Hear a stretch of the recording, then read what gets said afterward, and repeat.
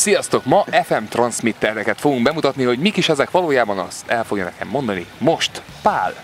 Hello, hi! Mi is ez valójában? FM transmitter. Az mit is takar? Fogjuk, bedugjuk a szivargyújtóba. És innentől fogva örülnek a nők, ezt érzitek, ezt a mozgást, majdnem 90 fok, óriás vibráció mellékelve. Szóval. Nekem ne dugd ide a mikrofont, van sajátom egyébként. Nem, majd olyan jól mutat, hogy így fagyizunk. Együtt nem csinálunk semmit, ezt megbeszéltük, tehát többször is? Nincsen a rádión kívül semmi más a kocsinkba, ugye nincsen CD-váltó, stb. Bedugjuk ezt a szivargyújtóba. Most éppen a névát próbáljuk elemezni. Pontosan, bedugjuk ezt a szivargyújtóba, egy sima autó rádión keresztül ez csinál egy rádiófrekvenciát, ebbe van egy pendrive, SD kártya, akármi, vagy audiókábellel keresztül viszem az MP3 lejátszón, és akkor lesz egy saját rádiócsatornánk, ami ugye a környezetünket nem zavarja, a többi autóst. Én úgy érzem, hogy most megtudtuk a lényeges dolgokat belőle, az a lényeg, hogy tudunk rajta zeneszámokat hallgatni. Simán. Simán. Valami másra is jó még?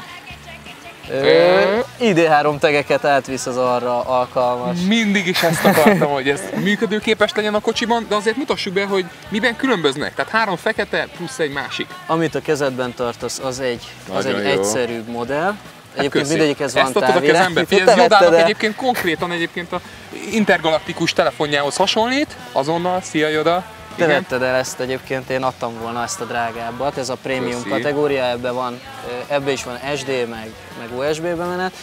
Ez csak gyökérkönyvtárba, tehát az SD kártyára rárakod a gyökérbe. Gyökérkönyvtárból tudja? Hát ez, aznak ez viszont van mappa kezelése is, és ennek is, de ez csak USB-s, igen. És audiókábelen keresztül. Tehát.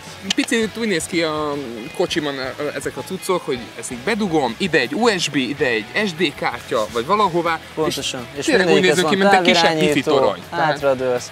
Ez meg ugye a telefonhoz, egy bizonyos márkájú telefonhoz, így jó? Ne, nyugodtan, ahogy érzed, mutassad. Tehát rádugjuk a telefonra, és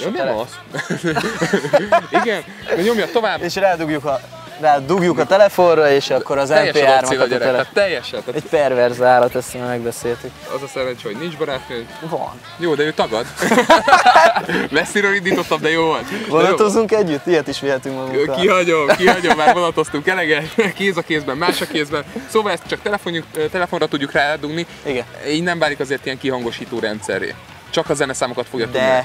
De ezzel kihangosítod. De jó, akkor a Renner bácsi nem tud megbüntetni?